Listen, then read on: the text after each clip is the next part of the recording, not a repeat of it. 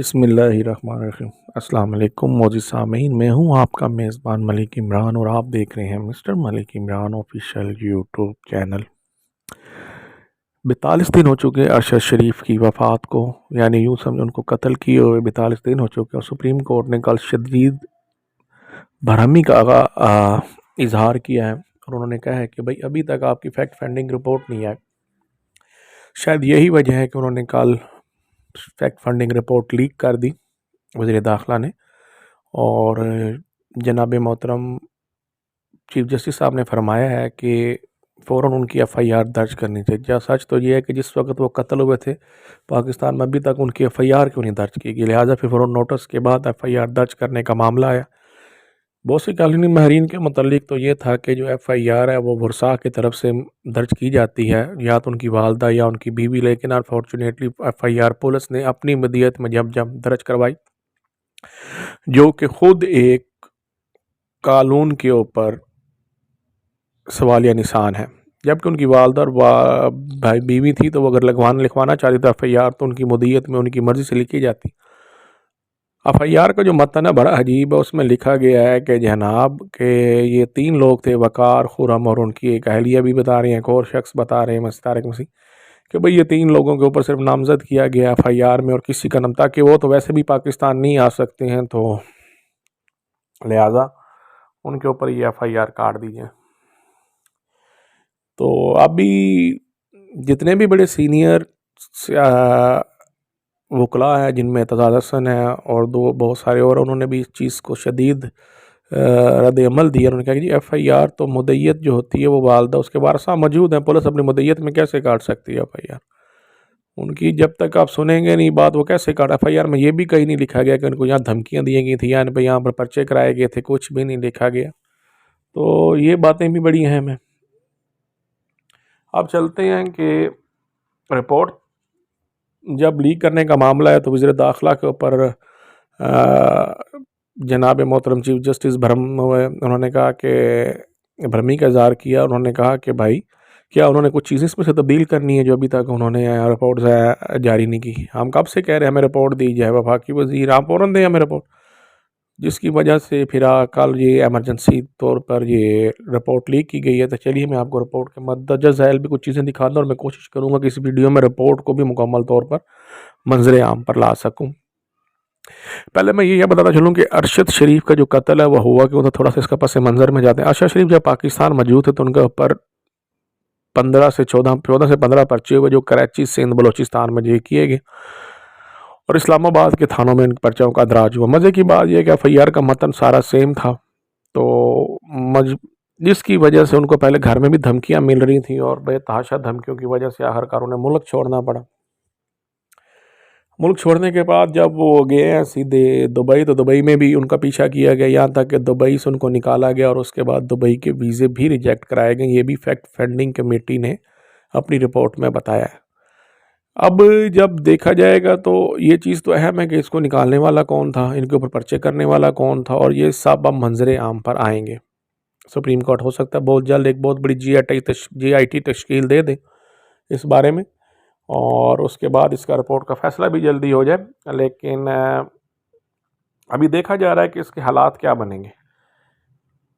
अब चलते हैं अरशद शरीफ की फैक्ट फाइंडिंग रिपोर्ट की तरफ, जो उनको कत्ल करने के बाद आई है। ना तो उनके मेडिकल के ऊपर भी बहुत सारे सवाल उठाए गए जो पोस्टमार्टम किया गया, इसके अलावा अब चलते हैं फैक्ट फाइंडिंग रिपोर्ट।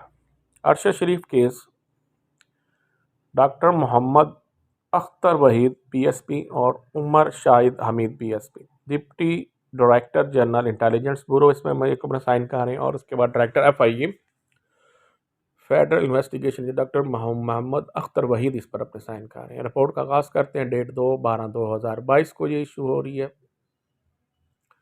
अच्छा, लेकिन छुपाई जा रही है, अभी भी देखें आपको मैं बताता हूँ। अच्छा, इसमें लिखा जा रहा है कि I do not conceal testimony for whoever conceal it has heart indeed it is indeed it sinful and Allah is knowing of what you do। ये एक बहुत बड़ी तारीफ है कि अल्लाह बेहतर जानता है कि आप क्या कर रहे हैं। हमारी तरफ से हमने पूरी कोशिश की है कि इस चीज़ को रिकवर किया जाए, लेकिन ये सिर्फ फैक्ट फंडिंग की रिपोर्ट थी, इसमें इन्वेस्टिगेशन नहीं थी।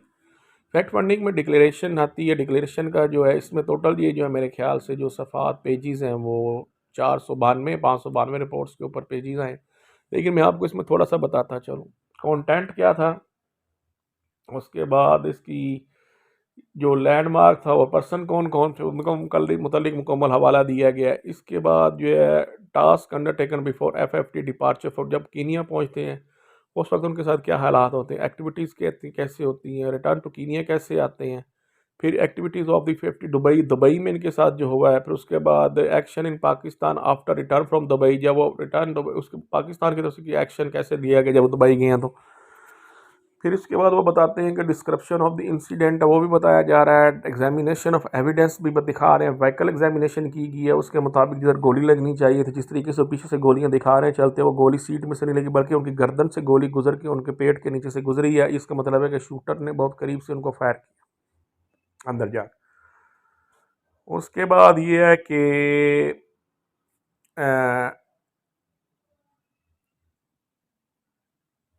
Description of examination of evidence होता है। उसके बाद फिर होता है जनाब व्हीकल एग्जामिनेशन करते हैं, व्हीकल पर जो गोलियां चलाई जाती हैं वो बता रही है कि जिस जगह वो मौजूद थे वो उनके अपोजिट साइड पे रहे थे, जान के इनको ही टारगेट करने के लिए गोली मारी जाती है। ये भी इस रिपोर्ट में दर्ज किया गया है। डायग्राम ऑफ व्हीकल आती है, ऑब्जर्वेशन आ रही है। उसके बाद वो फिर दिखाते हैं examination of recreation of crime scene दिखाया जा रहा है, यानी ये बता देंगे कीनिया की किसी पुलिस ने हमारी कोई मदद नहीं की, डायग्राम। और फिर उसके बाद timeline of event of the evening of 33 अक्टूबर बता रहे हैं। उसके बाद वो बता रहे हैं कि वेपन यूज़ हुआ है, ब्लास्टिक रिपोर्ट वो भी नहीं बताया जा रहा है कौन से वेपन से गोली चली।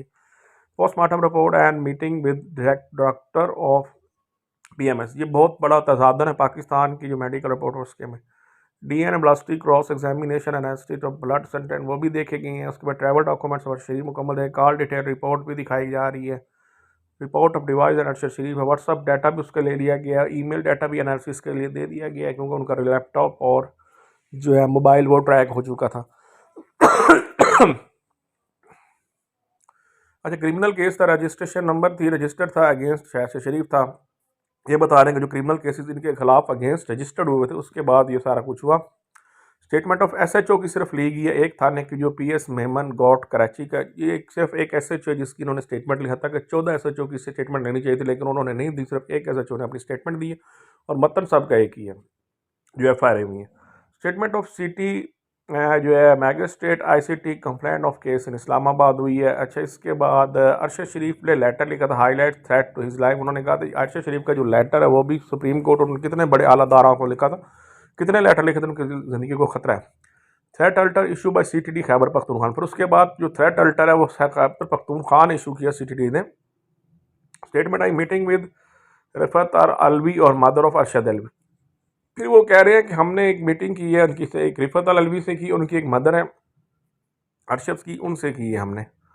अच्छा, मदर अरशद अलवी, ठीक है। उसके बाद ये दो सिर्फ लोगों से उन्होंने कहा, घर वालों से हमने मीटिंग है, फैक्ट फंडिंग रिपोर्ट में जो ये बता रहे हैं। डिक्लेरेशन भी होगी है जनाब। उसके बाद आपको बताते हैं कि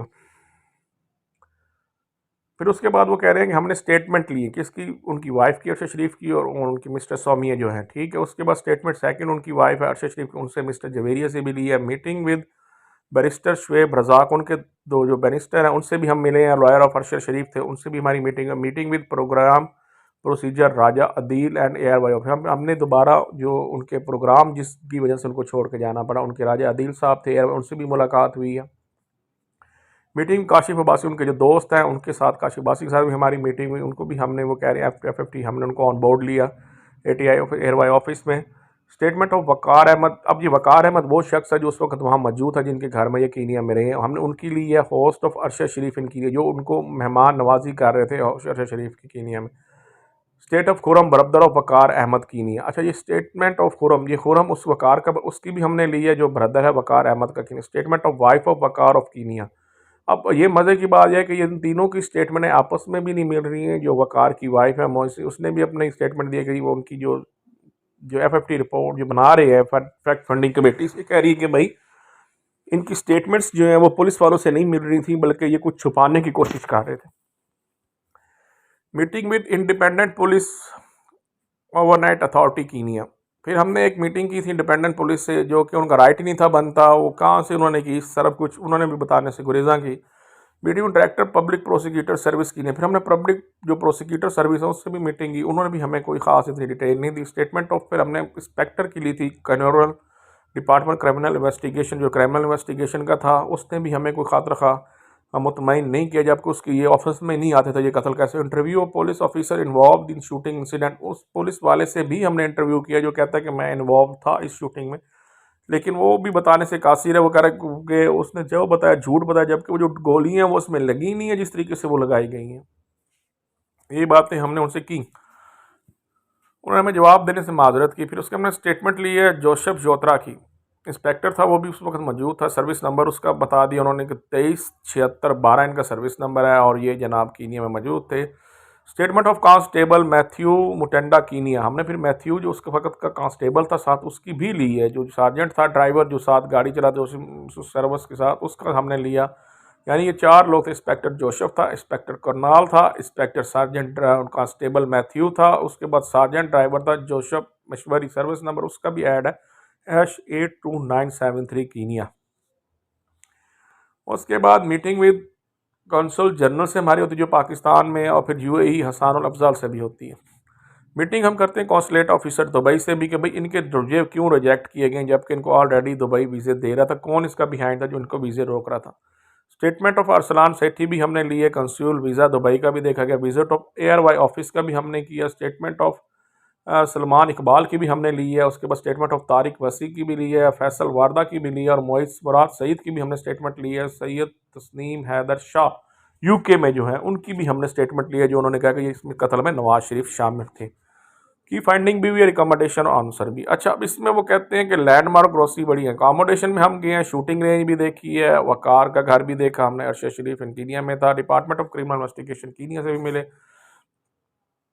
अच्छा, वो फिर उसके बाद कहते हैं कि जी जो बेसिक चीज़ें थी वो बड़ी अहम है। वो कह रहे हैं कि जी हम हैरान इस बात पे हैं कि जमशेद और शहबाज का जो पार्टनर वकार अहमद है, ठीक है, और ये पुलिस ओवरनाइट अथॉरिटी कीनिया वहाँ पर मौजूद नहीं थी, उसका जो बनता ही नहीं था कि वहाँ पर जाके करते ओवरटेक। यानी ये बता रही है कि इनको ज़बरदस्ती कहा गया कि इनको किलर, यानी एक अटेम्प्ट किलर है ये, और ये मर्डर है, ये सीन बनाया गया, मारा गया है, ये किराए के कातिल हायर किए गए। FFT की रिपोर्ट है जो फैक्ट फाइंडिंग कमेटी की, ये बता रही है। फिर वो कह रहे हैं कि Krishna police station where vehicle जो हम बता रहे थे KDG 200M इज इम्पाउंडेड, वो भी मिल चुकी थी। कविया place where agriculture farm owned by Shahbaz and Waqar Ahmed, इन दोनों के नाम था जिस फार्म पे वो रह रहे थे। Maasai person who pointed to over out vehicle to inspector Jotha before firing. अच्छा, अब ये बता रहे हैं कि मैसी पर्सन जो था मिसिंग जो था हु पॉइंटेड आउट व्हीकल को कुछ तरह बताया गया है कि यहाँ पर कोई बंदा था उसको पॉइंट किया जा रहा है, फायरिंग से पहले बताया जा रहा है कि यहाँ पर ही मारना है फायर। ये एक बड़ी अहम चीज़ है कि जो पॉइंट हो हाईलाइट हो रहा है। उसके बाद जो उनकी मोरीन Kenyan wife of Waqar Ahmad, इसकी स्टेटमेंट में भी बड़ा एतजाद है। मिलेनियम और अलबर्शा में ये रहे हैं होटल में इन दुबई वेयर अरशद शरीफ रेजाइड। अच्छा, मिलेनियम और अलबर्शा, ये अलबर्शा जो है ये मॉल ऑफ हैमलेट दुबई के पास है। अलबर्शा स्टेट जो होती है, ये बड़ा ज़बरदस्त यहाँ पर मिलेनियम होटल है और बड़ा आला होटल है, यहाँ पर ये रहे हैं अरशद शरीफ। जो हमने वहाँ पर होटल पर जाके जो एक फैक्ट फाइंडिंग कह रही हमने की, हमने उनकी रिकॉर्डिंग भी ली है, कौन बंदे इनसे मिलने आए थे और वो क्यों उनको दुबई से निकाला गया, ये चीज़ें भी आ रही हैं सारी सामने।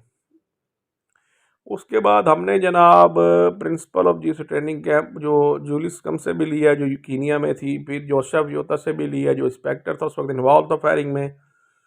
नेशनल इंटेलिजेंस सर्विस कीनिया ने से भी हमने ली है। And other farm owned by Waqar, हम उस फार्म पे भी गए इधर दूसरे फार्म पर ये गए थे, 2 फार्म उनके नाम थे कीनिया में। फिर Salem Abdullah reported CD official Arshad Sharif से जो होटल में मिलने आए थे दुबई में, ये आप यहाँ पर बात आ रही। वो कह रहे हैं हम उन शख्स के पास भी गए, सलीम अब्दुल्ला नामी, जो रिपोर्टेड है CID ऑफिशियल है, जो कि मिलने आए थे अरशद शरीफ को इन होटल में एट दुबई के अंदर। जब दुबई में अरशद शरीफ मिलेनियम होटल में रह रहे थे, अरशद शरीफ को जो शख्स मिलने आता है वो शख्स है सलीम अब्दुल्ला, जो कि CID ऑफिसर हैं, जो अरशद शरीफ को मिलते हैं और कहते हैं कि आपको आप दुबई छोड़ना है, हम आपके लिए कुछ नहीं कर सकते, आप मेहरबानी करें दुबई छोड़ के यहाँ से चले जाएं। अब बाकी सारी फैक्ट फाइंडिंग शुरू होती है, ये तो आने वाला वक्त बताएगा इनकी। इसमें सबसे बड़ी अहम चीज़ है कि इसमें बहुत बड़े बड़े तजाद सामने आ रहे हैं। इसमें जो तस्वीरें ली गई हैं गाड़ियों की और ये सारा कुछ मैं आपको बताऊंगा, ये बड़ी अहम चीज़ें हैं, ये देखने वाली हैं कि फ़ारुख शरीफ को गोली कैसे मारी, उसका अपोजिट रास्ता कौन सा था, और मारने के बाद उनकी ज़िंदगी को यानी इस तरीके से वेस्ट क्यों किया गया है। अभी ये मैं आहिस्ता आहिस्ता ये रिपोर्टें खुलेंगी जाएंगी जब सामने, तो फिर और मज़ीद इसमें इंकशाफात होगा। लेकिन मैं चाहूँगा कि मैं इसकी एक वीडियो भी रिपोर्ट के साथ साथ बनाऊँ, मैं आपको दिखाऊँ कि इस रिपोर्ट के अंदर हुआ क्या है। तो जो लोग अगर मेरी वीडियो देख रहे हैं उनको मेरी दरख्वास्त है कि कम से कम इस रिपोर्ट को लाजमी देखें वॉच करके, कि फिर आपको सारे साइन इसमें मिलेंगे। आप देख रहे हैं मिस्टर मलिक इमरान ऑफिशियल, मैं हूँ आपका मेज़बान मलिक इमरान। मुझे इजाज़त दीजिए, अल्लाह हाफिज़।